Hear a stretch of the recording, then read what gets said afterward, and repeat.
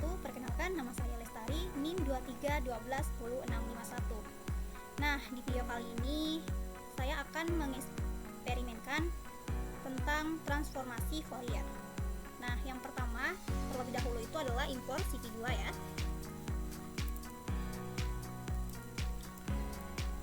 Nah, import CV2 ini dia itu adalah pustaka OpenCV yang diimpor untuk operasi pengolahan citra ya, seperti membaca gambar. Nah, dan selanjutnya kita menggunakan NumPy ya. Nah, import NumPy atau MIPI ini itu singkatan ya. Nah, di sini tuh dia merupakan pustaka NumPy yang diimpor untuk operasi array numerik yang penting untuk memanipulasi data gambar dari dan hasil transformasi Fourier ya. Selanjutnya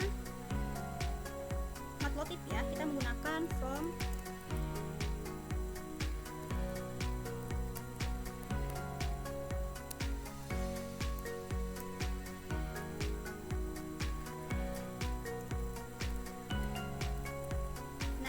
dari baris ini, dia itu modul ppilot dari Matplotlib diimpor untuk membuat plot yang menampilkan gambar serta spektrum frekuensi. Jadi ini harus di-download terlebih dahulu ya. Oke, selanjutnya nah, kita akan membaca gambar. Nah, di sini kita menggunakan Emacs ya. Emacs sama dengan segini.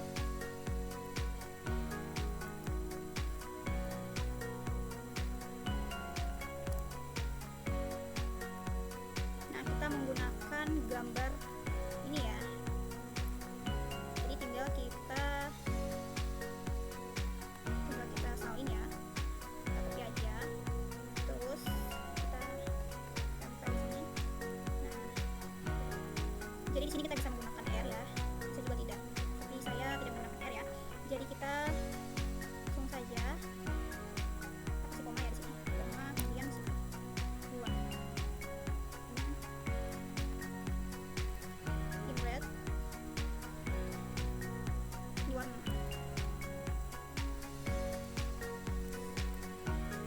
Nah, pada bagian baris ini dia itu fungsinya digunakan untuk membaca gambar. Nah, dengan nama file pendidikan.jpg ya, dan di sini adalah ini parameter ya. Nah, sedangkan CV in grayscale itu dia memastikan bahwa gambar dibaca dalam skala abu-abu yang menyederhanakan analisis frekuensi. Oke, selanjutnya ke intinya yaitu transformasi Fourier. Nah, jadi ini ya.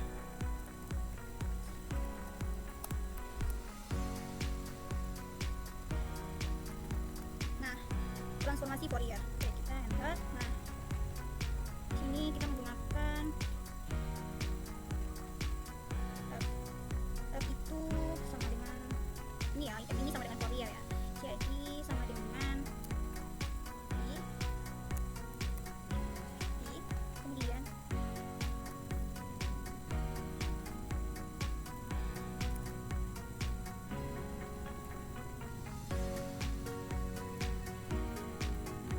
nah, di bagian ini garis ini dia itu artinya fungsi untuk melakukan transformasi Fourier yaitu 2D ya, 2 dimensi pada gambar skala abu-abu dan transformasi ini dia mengubah representasi gambar dari domain spesial pixelnya kan ke domain frekuensi yang atau bisa dibilang komponen frekuensinya dia itu diubah.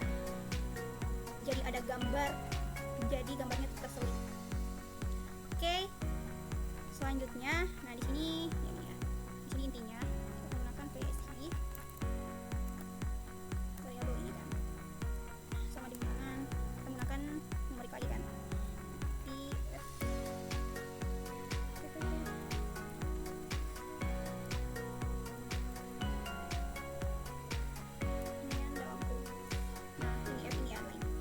Nah, jadi di baris ini fungsinya itu dia untuk memindahkan komponen frekuensi 0 yaitu frekuensi terendah ke tengah spektrum ya. Ini memudahkan visualisasi spektrum frekuensi di mana frekuensi rendah ini berada di tengah dan frekuensi tinggi berada di tepi. Ya, seperti itu. Seperti gelombang frekuensinya ya. Nah, kemudian selanjutnya kita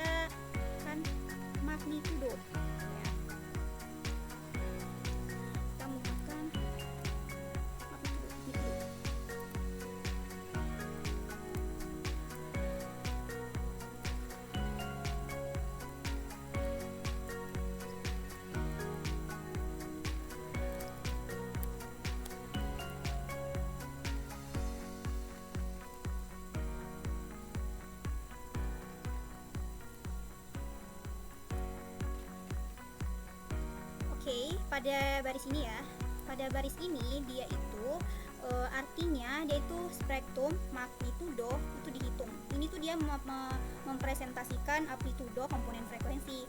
Nah, kalau fungsi Navier ABS, nah dia tuh mengambil nilai absolut dari hasil transformasi Fouriernya. Dan sedangkan NP-log ini kan, dalam NP-log dalam kurung itu, dia itu menghitung logaritma untuk skala visualisasi yang lebih baik. Dan faktor 20 ini dia itu digunakan untuk konversi ke desibel gitu. Nah, jadi selanjutnya kita mengarah ke menampilkan gambar ya. Nah, di sini menampilkan gambar ya. Oke, selanjutnya menampilkan gambar ya. Oke, kita panggil PLT ya.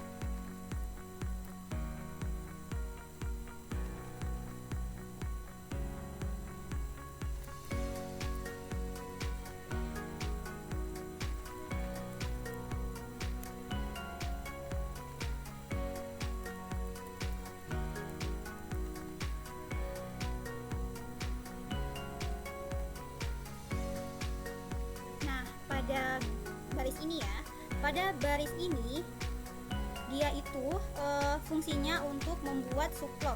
Pertama dalam tabel letak satu baris dan 2 kolom.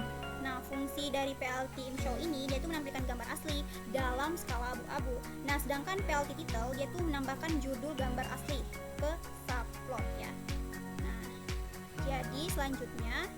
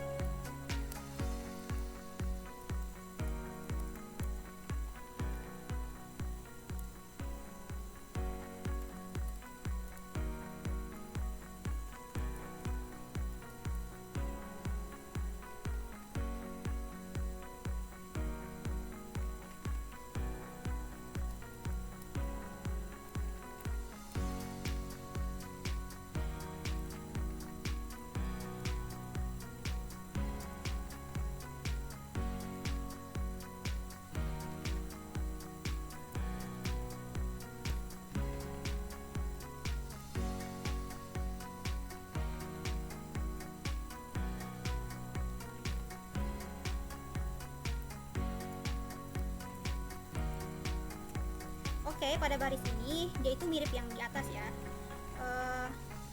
tapi yang ini dia bagian subplot yang kedua.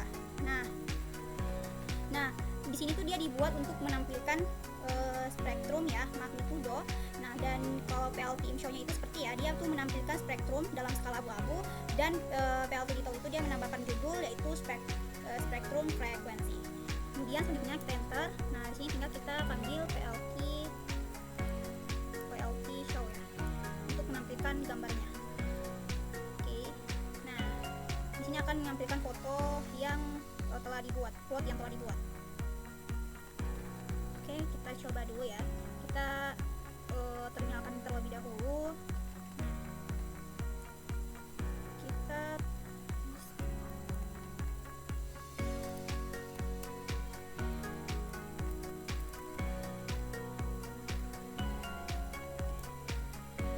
di bagian image-nya ya, kalau ada kesalahan sedikit.